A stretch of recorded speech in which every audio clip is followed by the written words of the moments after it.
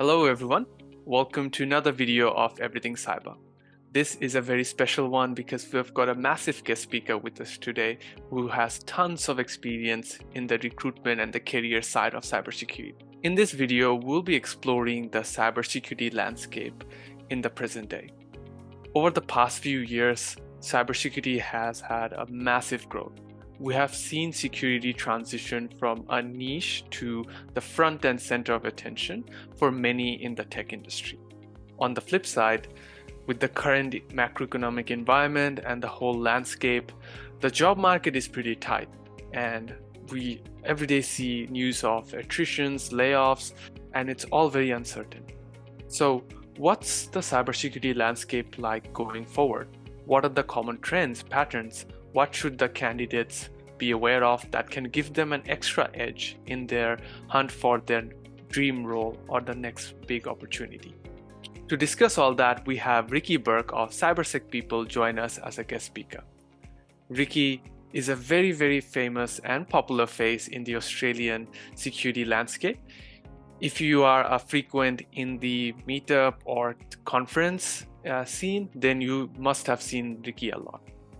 And I'm myself a big fan of Ricki's work, including some of the past podcasts he has done, all the weekly content he produces through his LinkedIn, and all of us who do follow them knows how insightful they are. So without further ado, let's get started. No pressure there. Hi everyone. Hello, welcome Hiya. everyone. Welcome Ricki. Thank you. We're super excited to have you with us in this episode. Do you want to kick us off by giving a quick introduction of yourself? Yeah, no pressure after your intro. Okay, so I'm Ricki Burke. I run Cybersec People. We are a cybersecurity recruitment business, 6 years old in the coming days. We support customers across Australia, New Zealand, and the US, helping them build, retain, and mature their security environments from a people perspective. And I don't know about some of those things that you said, but I do like to get involved in the community. It's something I'm very passionate about. I'm very lucky that I get to get involved and do things that selfishly make me happy, but I like helping. I see a lot of things. Obviously, we have, as a business, we'll have hundreds, if not thousands, of conversations with people every single month. So we hear and see a lot of different things in the industry, and it's good to take those things and help others, especially those on their way in their journey of their career, and those getting into security, I think, need a lot of help. So I always do a lot of content and things around that. But ultimately, people need help whatever stage they're at in their career. There's always change going on. You've mentioned some things around the sort of geopolitical or at least financial landscape out there, which is interesting. And I feel like I've got some good data analysis that I can hopefully share, or will share, and hopefully give people a bit of insight into where we've been, where we're at, and where we're going next. Now, all that sounds super fun. Before we jump onto that, as always, we'll do the announcements section. So, Ricki, is there any updates, announcements, shout outs you want to do for the audience? Yes, so I'm very, very proud to be speaking at ASA conference again in March, and you guys will be there as well. So looking forward to see you in person.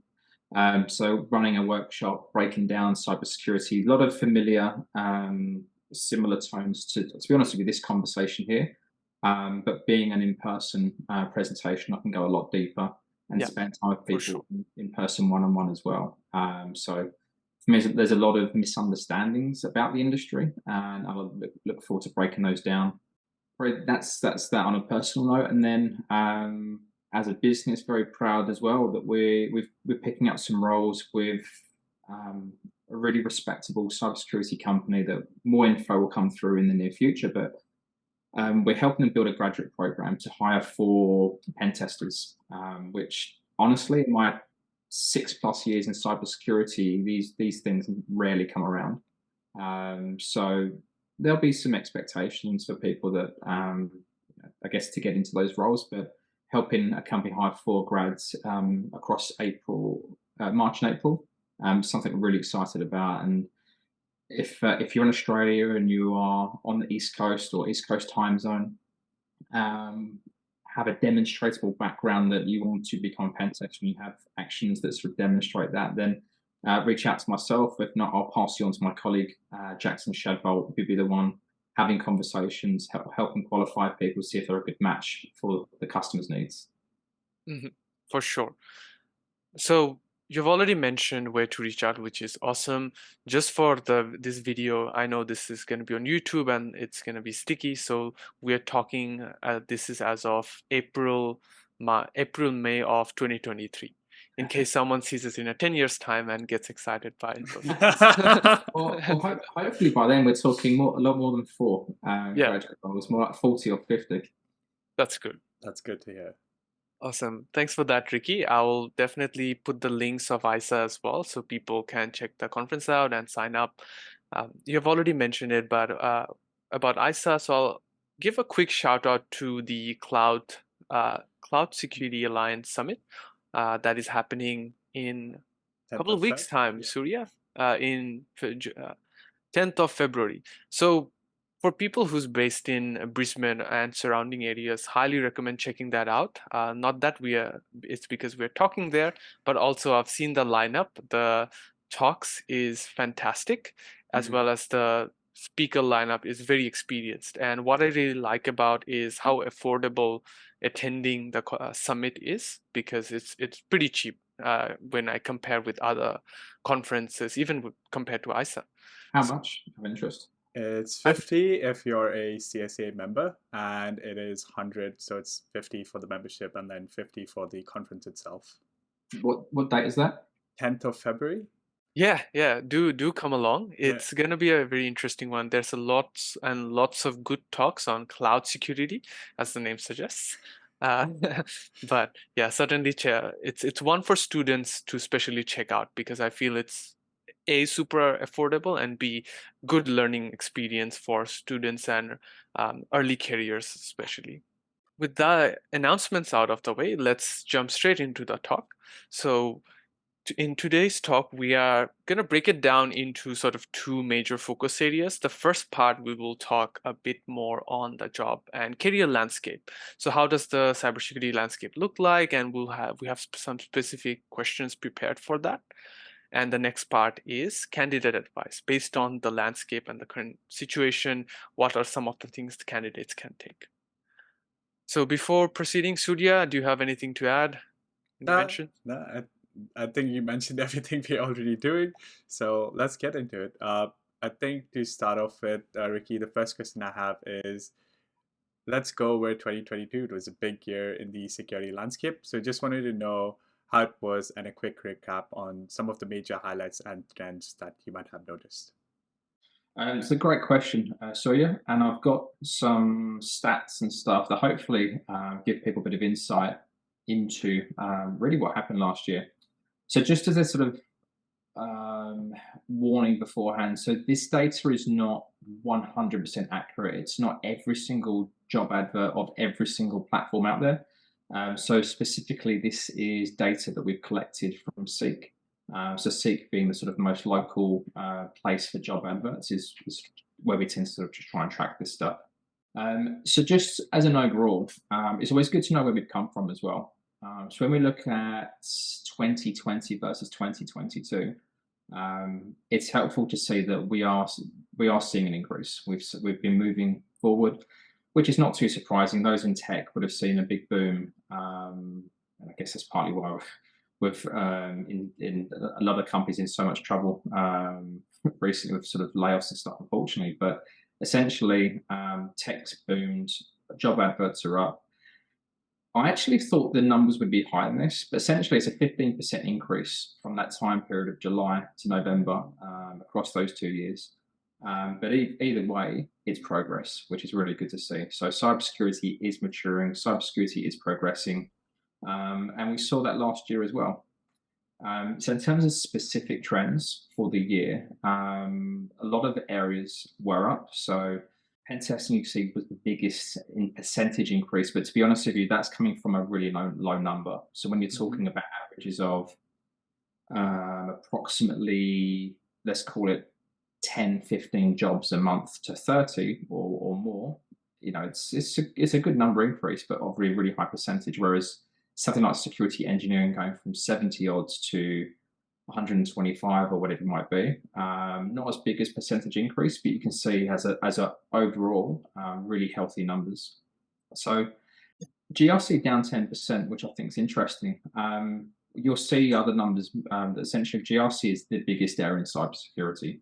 So it hasn't grown as much as others, but to be honest, it's the most mature. It's the area that's been around essentially the longest. Other areas are sort of maturing in their own right. So when we look at, say, security operations, SecOps is in demand. A lot of companies building out their blue teams, but we're seeing the roles within these areas maturing themselves. So something like incident response is really big now. 5 years ago, not so much. You'd have had people wearing multiple hats, and IR was one of their hats. And now we're seeing that the same with threat intel and threat hunting. So them coming jobs in their own rights, which is really good to see. Identity is up slightly. Identity is not a massive space, but it's definitely growing. Leadership, pretty flat. The thing that made me quite sad, if I'm honest, we spoke about grad roles earlier, down substantially. I think there's a few challenges here. Is in cybersecurity, a lot of companies they're not investing for the future in terms of hiring junior people. A lot of companies essentially just looking to sort of hire someone who can come in, walk in, do the job straight away. So the percentage of roles in general, again, is very similar with pen testing, where it's a very small sample size. So a few, even sort of 5, 10 jobs dropping is a massive percentage change. I think the remote working doesn't help, to be honest. I think in this remote working world, it's easier for companies again to hire more experienced people and then take the risk of sort of building out more programs for, I guess, entry-level people, which is tough. But that said, people still make it through, yourselves included, over the last 2-3 years. Gaining full-time employment at really good companies. People still make it through, but ultimately it'd be great to see more opportunity at that entry-level point. But that's just my personal opinion, and that's the trends. When we look across Australia, I think it's really interesting. So if we start from the bottom, those numbers flat, you could call them steady. So there was not really much change through 2022. So again, Queensland, South Australia, New South Wales. New South Wales is the biggest in terms of percentage of jobs out there, but that wouldn't be a massive surprise given the size of the state and the population. What was really interesting is Victoria had a huge percentage increase. I can't remember exactly, but it could be sort of 40% plus. So Victoria coming out of, I guess, COVID conditions and bouncing back pretty hard. ACT really growing well. A lot of demand in the government sectors. And the interesting thing with the government side of things is not just the governments themselves, but you've got the government departments, and then it's the organizations that support them.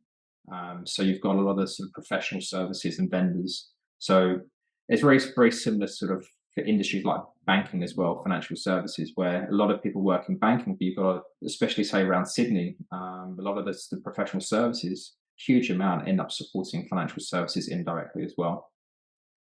But as we can see overall, everything's steady or going up. So again, for 2022, good direction. In terms of monthly averages, it was really interesting that we peaked very early in February, never quite hit those numbers again, but we were getting closer. So a very strange, I think, in general, last 2-3 years with COVID, remote working, and boom in tech, and then layoffs, unfortunately, specifically more in the tech sectors. But we can see here, discounting December, really a lot of stability in these higher numbers in the sixes. So it's really good to see when we compare that to 2020, we're very much in the right direction. You'll see a massive drop off of here, and I like to show this chart, but just before I do, like I say, it's pretty steady, but growth. So this, as somebody's been in this space for 6+ years, 7 years nearly, it makes me really happy, to be honest, because we're seeing numbers that we haven't quite seen before. So except for sort of, we take this month out, which was the all-time high, these numbers are consistently getting higher. So just like the stock market, I like to compare this. There was a big drop November to December. Is that concerning? Is that, oh crap, this is the tech sector, having knock-on effects? And you spoke about the headlines earlier, Cave. For me, no, it's not. It's a normal situation in Australia, where Australia loves to take off basically summertime, Christmas, New Year. It's very normal for the number of job adverts to drop off, companies not renewing ads, people waiting, putting them back up in January. It was about a 30% drop, which is pretty significant. And I posted about this on our own sort of updates that, I don't expect it to keep going. I'd expect some change. And when I then reflect on the numbers, so we review these numbers at the end of every single month. So we have a sort of good comparison. So when I reflect now versus end of December, there's already a 40% increase in jobs. So approximately this was around, let's say, 415. Yesterday/today we're around 605, 620. So we can see that if we're talking sixes, we're already higher than this time last year, and we're bouncing back really well. So for me, that's a really positive sign. I'm not super surprised. I'm relieved, to be honest, seeing that, but it's good to see. And then just as a bit of breakdown, and this is what I like to share with people with the context, is this is not every role, but essentially we try and break things down to the domains of cybersecurity. So governance, risk management, compliance, again, traditionally the largest area of cybersecurity. So approximately 27% of job adverts are within the GRC space. You mentioned earlier about offensive security and pen testing, essentially. This is the one for me that grabs most of the headlines in cybersecurity, but it's one of the smallest areas, at least when it comes to the number of job adverts on a sort of monthly basis. So when we look here, we're talking about approximately averaging around 24, 25 jobs. When we're talking up here, we're in the 150s, 160s. So percentage-wise, that's the last slide. So this is under 5%. So for those people, and again, and I spoke about grad pen testing roles earlier, this is why the bar the bar ends up being, let me start again. You can cut that if that's okay. This is why the bar ends up being really high, because there's so few jobs that employers have certain requirements. And the reality is, the job of a pen test, you need to know a lot about a lot, or at least the ability to learn very quickly, because you need to learn how to break stuff. A lot of reading, a lot of understanding of things, a lot of connecting dots, a lot of trial and error. It's not for everyone, and that's okay, because there's plenty of other jobs, to be honest with you, that I think have a lower requirement of skill set to get into. And that's not taking anything away from any other areas. It's just, I think the demand in areas like this, especially the more technical roles, they're really high. Just like it could be for, say, a SEC engineer, where to step into your first job, you need to know, again, how things work, the real fundamentals, whether it's cloud, whether it's coding, whether it's products. It's very difficult, whereas other things that are less technical might be easier for some people to bridge that gap. But essentially, when we look at the jobs overall, this is a breakdown of 2022 and where those roles sat last year.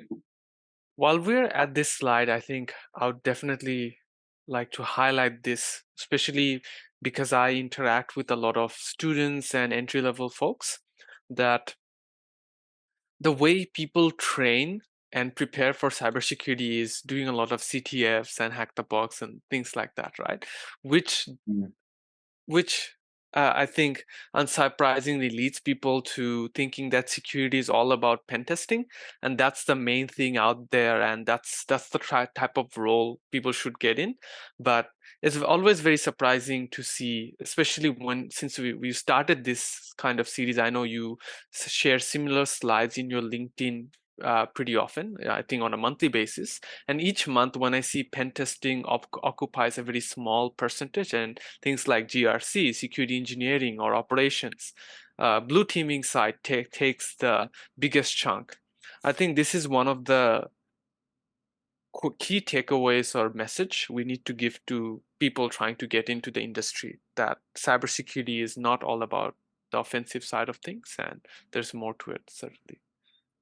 Well, the reality is that, and it's understandable why, is when you think about particularly so the headlines of cybersecurity in the news, it's about a company being hacked, breached, whatever term you want to use. You're not reading about a really great PCI DSS improvement in an organization, or some really good architecture that someone did. Now that stuff's never going to make the headlines. So yes, there is more things around privacy and different stuff these days, and that's going to be very big this year, I think. Yep. Ultimately, it's company being hacked gets the headline. So I think it's easy then to understand why, or feel why people would then gravitate to, oh, that's what I want to do, or there must be a lot of jobs in that space. Yeah, just another point to add is that I've noticed that a lot of grads tend to think that security, majority of the roles are being technical, which is true. But there's also this whole section of GRC where you have a lot of non-technical roles revolving around policy, compliance, and governance in general. So if you're not into a heavy tech side or not that interested, it's always an option to look into GRC and going more into the policy/compliance side. And also from a career progression perspective, like if you want to end up on leadership, not so much like as a sort of team lead or manager, but if we're talking about sort of CISO level, then you need to understand risk. You need to understand how things really work. And to be honest, this area here, specifically or particularly in Australia, the vast majority of CISOs come from the GRC backgrounds. That's not to say that's a good or bad thing. It's just that's commentary on that.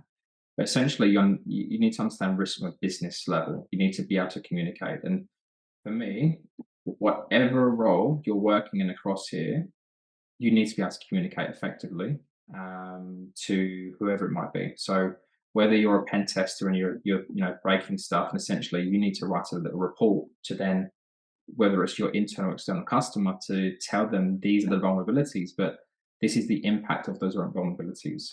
Whether you're an application security engineer and you're dealing with developers, again, you need to understand where people are coming from and sort of be on their level to a degree, and also put yourself in their shoes. Business context is really important, and if you can talk about impact and what it means to either the individual, that team, or the organization as a whole, because if you're reporting to the business, you're talking about specific vulnerabilities, they don't care, they don't know. They're going to tune out. But if you talk about what the impact of those vulnerabilities means to that organization, essentially someone's a few steps closer towards their crown jewels, or leaking data, or whatever it might be, then there's real financial or reputational impact there.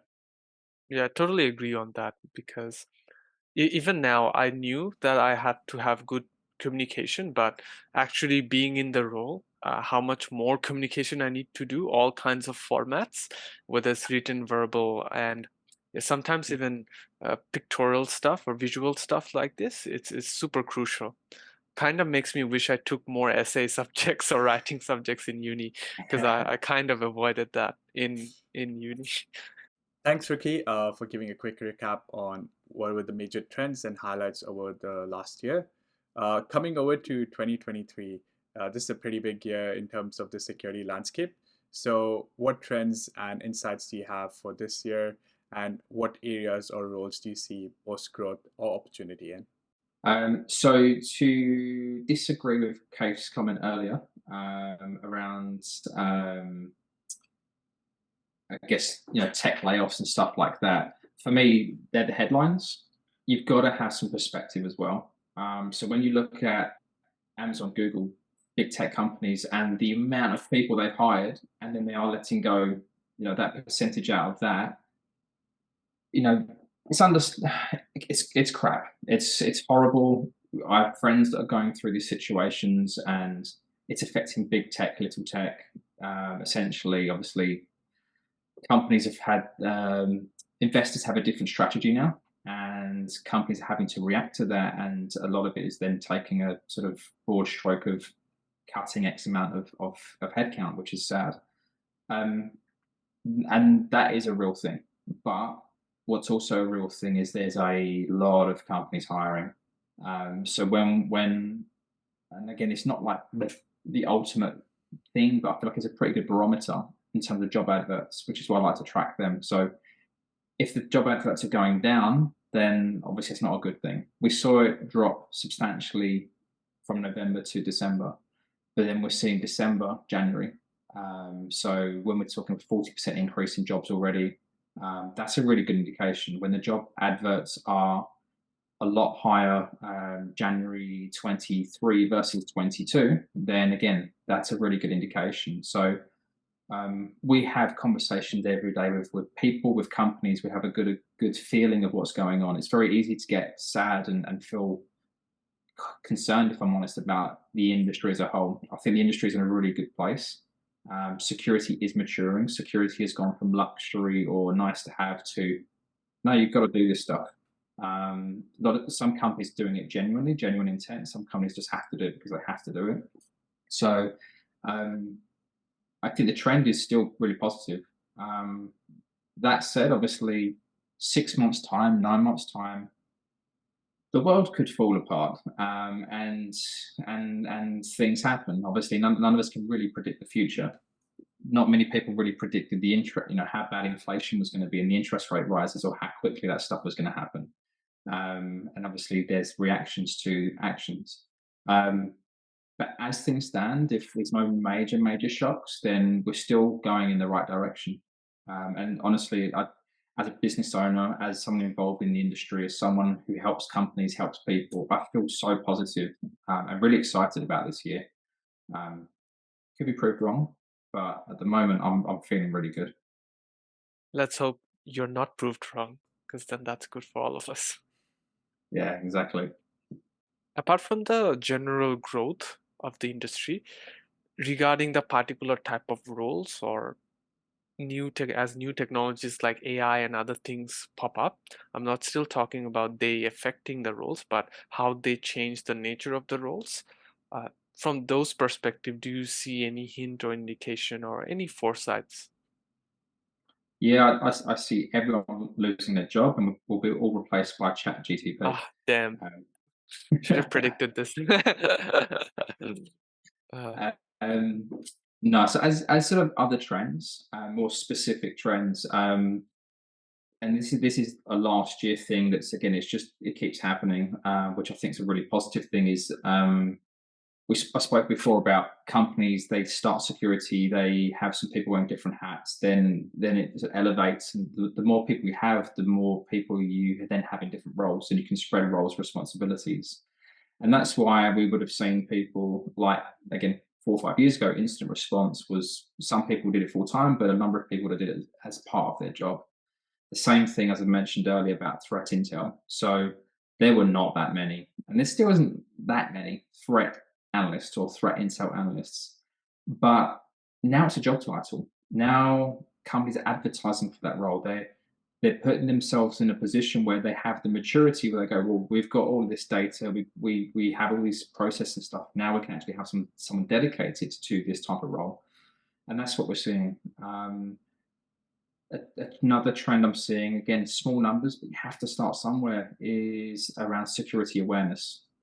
So, very tricky role for companies to hire for, because there aren't that many people that specialize in it. And traditionally, a number of those people don't always come from security. They come from marketing or comms backgrounds, have an interest in security. That combined, you end up with a security awareness person. And it's a very tricky one where even someone in that role has a tricky situation, because let's say they're open to a job, there aren't that many jobs out there, because again, the maturity isn't there for those companies to have those roles. But I can safely say I was aware, I won't using that word, of more of those roles last year than any other year in my time in this industry. So the really positive thing as well is when I'm talking to CISOs, talking to hiring managers, is they're talking about the importance of this. Essentially, that human layer, that human interaction with the organization is massive. And if they can positively impact that and again create awareness, then that's a big thing, and that will then solve other challenges, or at least change some of the best complexities in an organization. So for me, that's a really positive trend that hopefully keeps continuing. I just hope it's more full-time jobs, or at least companies are open to creating part-time jobs. Because the other tricky thing I saw with that is one or two companies wanted purely a part-time role because they didn't see it as a full-time job. The problem is your then pool of candidates becomes very small because the number of people looking for part-time roles is quite small. And I hope that said, that does encourage, say, people, parents coming back into the workforce. But hopefully we can see a bit of flexibility in things like that, or job shares being created as well. Yeah, interesting insight.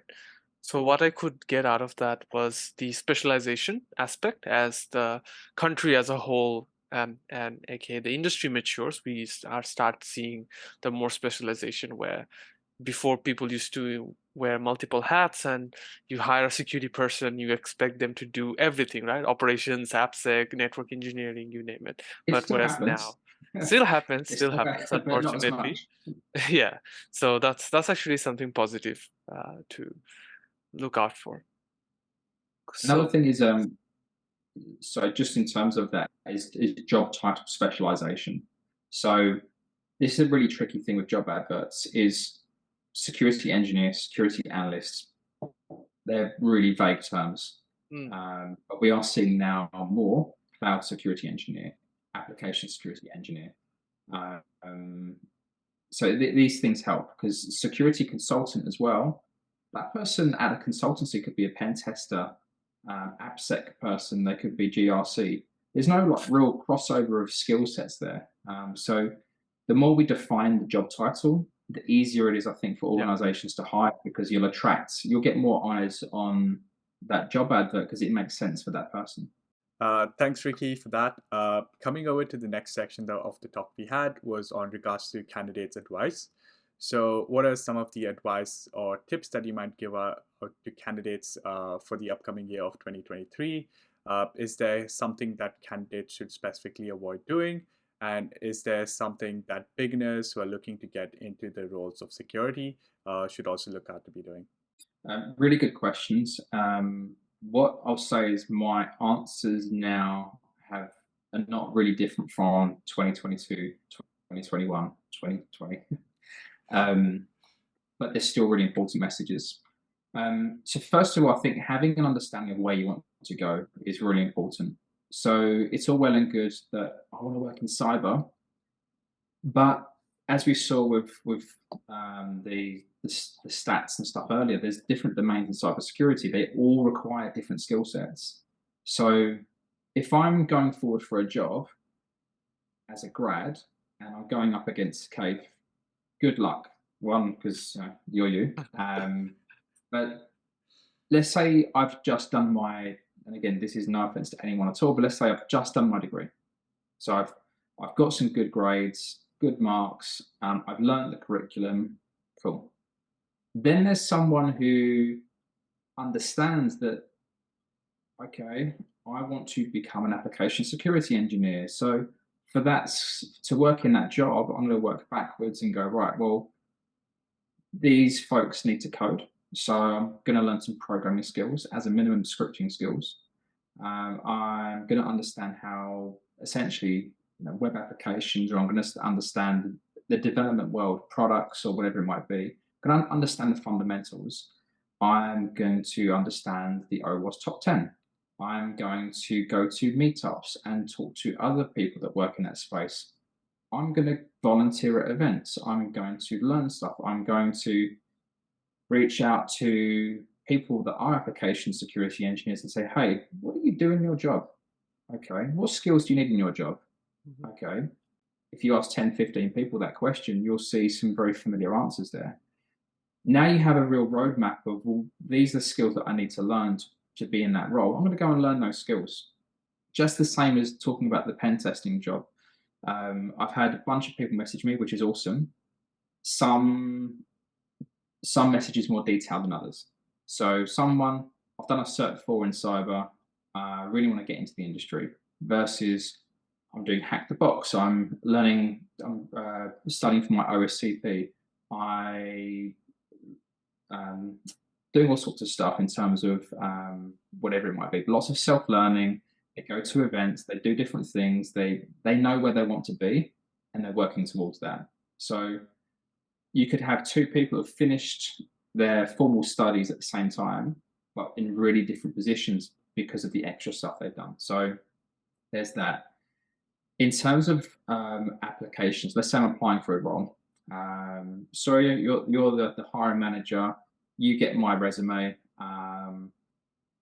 very standard looking resume. And this could be someone at any level, junior or senior. You have two CVs, myself and Kate. I keep downgrading myself here versus you, but I've just got a very standard looking CV. It gives you some bullet points of stuff that I've done, list of my responsibilities, all very normal. That's fine. Kate's CV, cover letter. It's a very topical thing. Some people hate it. Some people don't see the point. Some people think it's great. So take your own personal thing. The Kate's cover letter is, I want to work for your business for these reasons. I've seen this role advertised and it really matches my skill set for these reasons. Okay, cool. Well, I've really stood out on that one thing. Second thing is my CV, a nice modern looking resume, lots of easy templates out there. The one I recommend the most is on Canva, thousands of templates.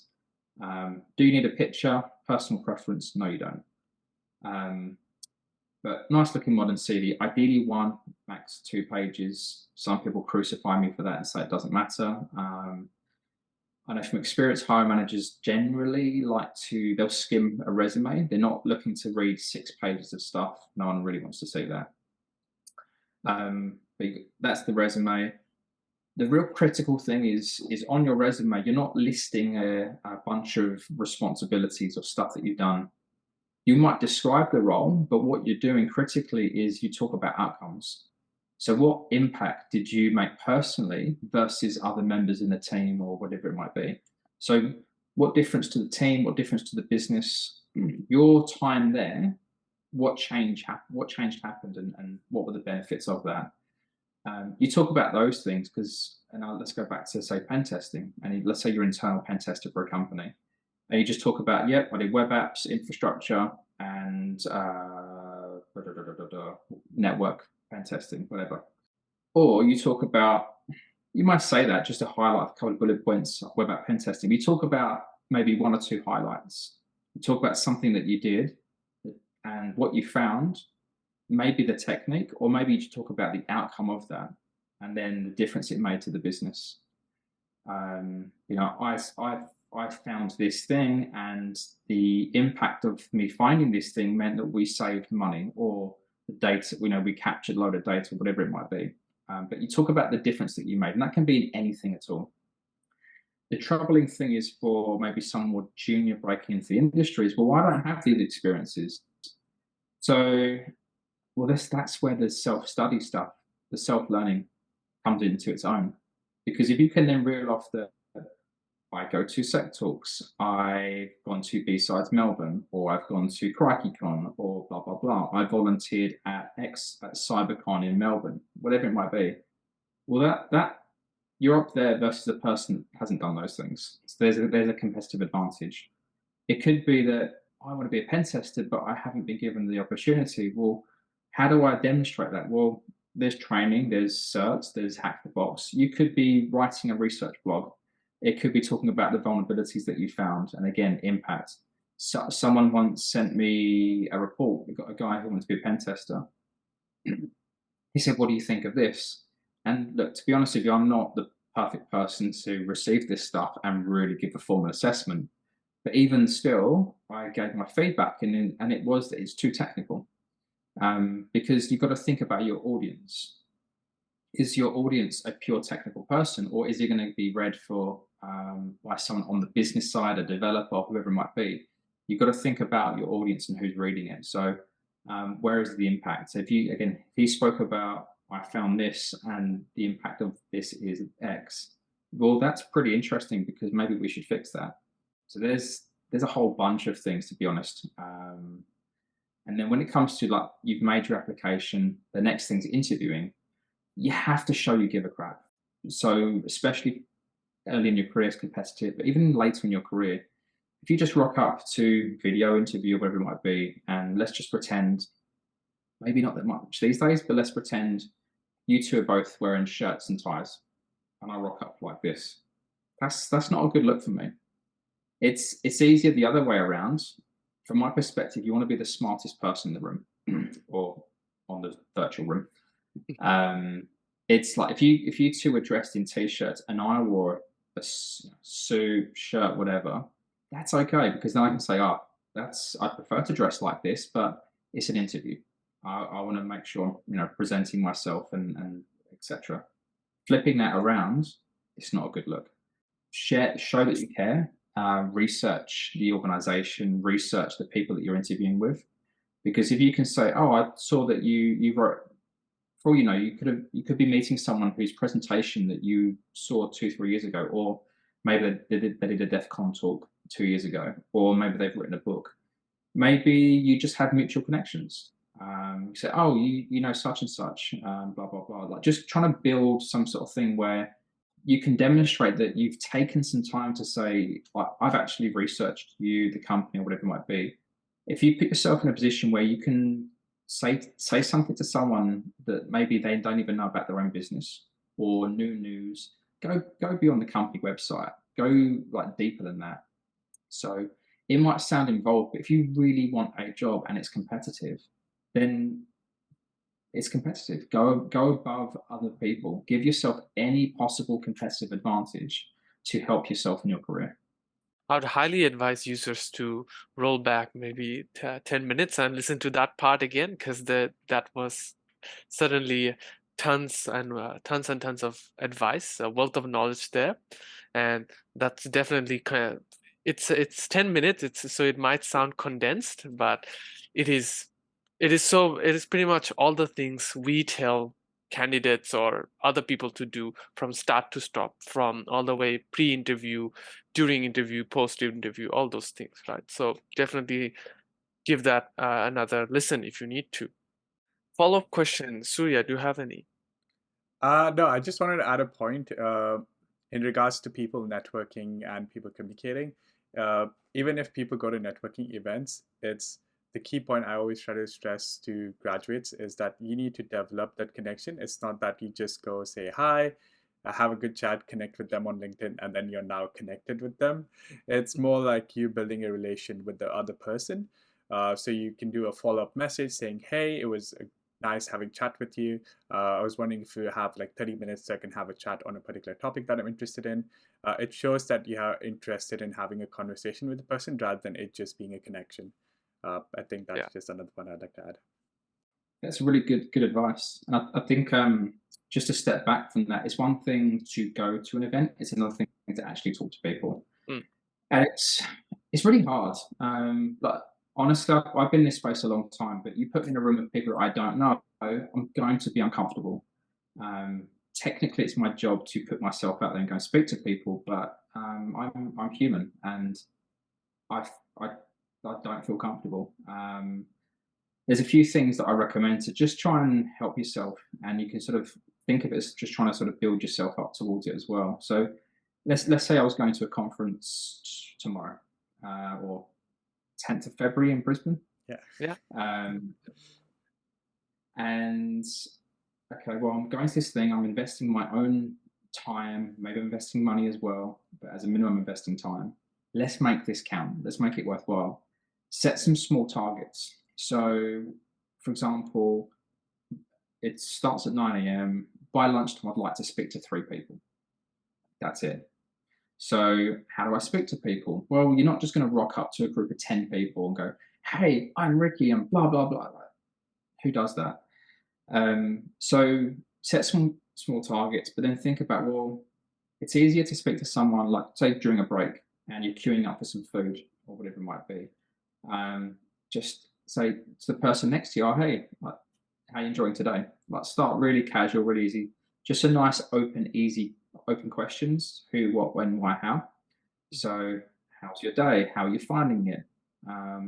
What do you do? What brings you to today? Just see where it flows, because you never know where these things take you. It could be to a new job. It could be to a future partner. It could be to nothing, but just start small, just to like have a 2 or 3 prepared questions like that and just see where the conversation flows, because you've invested your own time, fine, but you're going to this event for a reason. Same as other people, you share mutual interests already. So whether it's the industry, whether it's a particular topic at the conference, you've got some common things already, common ground. So it's not like meeting a complete stranger. There's already something there between you. So just find out what that is. And then if you've done that and then you think about the afternoon, okay, well, I'll speak to another 3 people or 4 people. I'm going to push it this time. That would be great. You spoke to 6 or 7 people that you've never met before. And then, as you said, Surya, is LinkedIn message, follow up. And if you do that every time you go somewhere, and then it's like a compounding effect. If you do that throughout a year, and you've gone to maybe 10 or 15 events, talking about meetups or conferences, 1 a month, couple of conferences, and you've done that, that's 50, 60 people, then suddenly your network mushrooms. And again, it takes time, but you just need to start somewhere. Yeah, that's some great advice, Ricki. Yeah, I really like that, because a lot of people rock up to a meetup or conference without much forethought, and anything without a plan, it's not gonna go smooth. And I've seen a lot of people who pretty much have no idea what to expect, and they don't even plan, and they rock up, and then they panic, they freeze, they're really shy. And I know that for some it's a bit easier than and for some it's a bit harder, especially some people are just naturally more introverted. Even then, I believe even if you're introverted, if you have a specific plan on how you're gonna approach people, how you're gonna talk with them, it's always like much easier rather than just no plan at all. Without trying to get too philosophical, everything is what you make of it. Us 3 could go to the same party and have 3 different experiences. So it's about what you make of it in terms of the people that you speak, the people you spend time with, the things that you do, and have a plan. I think that's a great idea. Sort of formalize those things, have a plan of attack, so you've got some sort of structure to fall back on and push you as well. Because again, if you come away and you have essentially achieved your goals for that conference, you're going to feel good about that. You're going to feel very positive, and it will help you for the next one and the next one and so forth. With that, we'll pull a curtain to this video. Thank you so much again, and check out for our next videos as well. I know we have a series coming on Docker security and containers in general. That would be super fun, and it will be a hands-on series with labs and other stuff. So yeah, do look out for that. Yep. Thanks everyone. Surya, any parting thoughts? See you guys at the conferences. See ya. Take care everyone. Bye. Bye.